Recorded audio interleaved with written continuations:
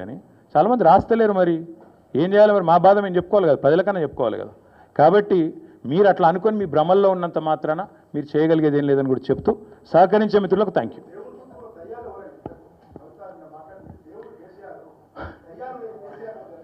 Brother, మీకు ఒక మాట, ఇంత ఇంపార్టెంట్ ఇష్యూ చెప్తే నువ్వు దేవుడు దయ్యం అనబడుతుంది. ఇప్పుడు ప్రస్తుతం మాకు తెలంగాణకు పట్టిన దయ్యం మాత్రం రేవంత్ రెడ్డి. ఆ రేవంత్ రెడ్డి అనే దయ్యాన్ని ఎట్లా వదిలించాలా అనేది మా తాపత్రయం. ఇంకేమన్నా తొందరపడ అంత యాంగ్జైటీ ఎందుకు, అంత టెన్షన్ ఎందుకు, అంత హడావుడి ఎందుకు? నేను చెప్పేది ఏమంటే తెలంగాణకు పట్టిన శని కాంగ్రెస్సు, తెలంగాణకు పట్టిన దయ్యం రేవంత్ రెడ్డి. ఇప్పుడు ఆ దయ్యాన్ని శనిని ఎట్లా వదిలించాలనేది మా టార్గెట్. ఇక మీరు చెప్పే టెన్షన్ ఎందుకే అంతగానో మాట్లాడినారా, ఎందుకు అంత ఎగబడుతున్నావు? నేను అనేది ఏమంటే మీరు ఒకటి గుర్తుపెట్టుకోండి, లోక్సభ ఎన్నికలకు ముందు మేము పార్లమెంటు నియోజకవర్గాల వారీగా సమావేశాలు పెట్టాం, సమీక్షా సమావేశం. ఇక్కడ అసెంబ్లీలో ఓడిపోయాము, ఎట్లా ముందుకు పోవాలని చెప్పి దాదాపు 17 రోజుల పాటు మీరందరూ చూశారు. ఇక్కడే వేల మంది కార్యకర్తలతో కూర్చొని దాదాపు 7, 8, 9, 10 గంటలు వారితో చర్చించాం. ఆ ప్రాసెస్లో చాలామంది డైరెక్ట్గా మైక్లో మాట్లాడిన వాళ్ళు ఉన్నారు, కొంతమంది చిట్టీల మీద రాసిచ్చిన వాళ్ళు ఉన్నారు, కొంతమంది కేసీఆర్ గారికి ఉత్తరం అందించండి అని చెప్పి ఉత్తరాలు ఇచ్చిన వాళ్ళు ఉన్నారు. కాబట్టి మా పార్టీలో we encourage open culture, democracy కాబట్టి, డెమోక్రాటిక్ పార్టీ కాబట్టి, ప్రజాస్వామిక స్ఫూర్తి ఉన్న పార్టీ కాబట్టి మా పార్టీ అధ్యక్షుల వారికి ఎవరైనా సూచనలు చేయాలనుకుంటే ఉత్తరాలు రాయొచ్చు. అదేదో చాలా గొప్ప విషయం అన్నట్టు మీరందరూ అంత బాధపడిపోవాల్సిన అవసరం ఏం లేదు.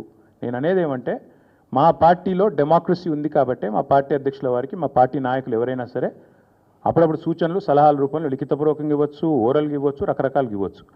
అట్లాగే నేను ఒక మాట మాత్రం చెప్తాను, ఎవరైనా సరే పార్టీలో ఏ హోదాలో ఉన్నా కొన్ని విషయాలు అంతర్గతంగా మాట్లాడాల్సిన విషయాలు అంతర్గతంగా మాట్లాడితేనే బాగుంటుంది. పార్టీ ఫోరమ్స్ ఉన్నాయి, అధ్యక్షుల వారితో కలిసే అవకాశం ఉంది, లేదా ఆఫీస్ బేరర్స్ ఉన్నారు, కలిసి చెప్పుకునే అవకాశం ఉంది. కాబట్టి అంతర్గతంగానే కొన్ని విషయాలు మాట్లాడితే బాగుంటుంది. అది అందరికీ వర్తిస్తుంది, వీళ్ళకి వాళ్ళకని కాదు, అందరికీ వర్తిస్తుంది.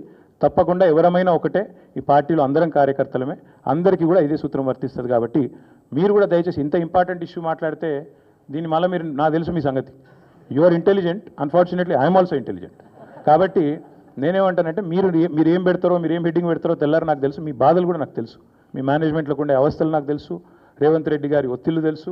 కాబట్టి నేను ఎక్కువ చెప్పను, ఒకటి మాత్రం చెప్తాను, మా పార్టీలో డెమోక్రసీ ఉంది, మా పార్టీలో సలహాలు సూచనలు ఎవరైనా ఇవ్వచ్చు, ఎట్లా అయినా ఇవ్వచ్చు. గతంలో పార్లమెంట్ సమావేశాల సందర్భంగా లేఖలు వచ్చినాయి, సూచనలు వచ్చాయి, అట్లే వచ్చినప్పుడు వాటిని ప్రజాస్వామికంగా స్వీకరిస్తాం. థ్యాంక్ యూ, మీ అందరికీ థ్యాంక్ యూ. నేషనల్ హెరాల్డ్ విషయంలో ఏమైనా అడగదలుచుకుంటే బ్యాక్ టీవీ కానీ ఇంకో టీవీ కానీ అడగచ్చు.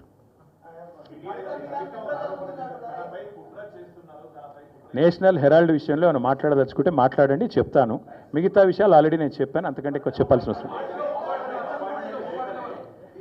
నేషనల్ హెరాల్డ్ విషయంలో, యంగ్ ఇండియా విషయంలో, మీ కుంభకోణం విషయంలో మీకు ఏమైనా అడగదలుచుకుంటే అడగండి. ఓకే, అన్ని పార్టీలో ఉంటారు, రేవంత్ రెడ్డి కోవట్లు ఉంటే ఉండొచ్చు, ఏముంది అందులో.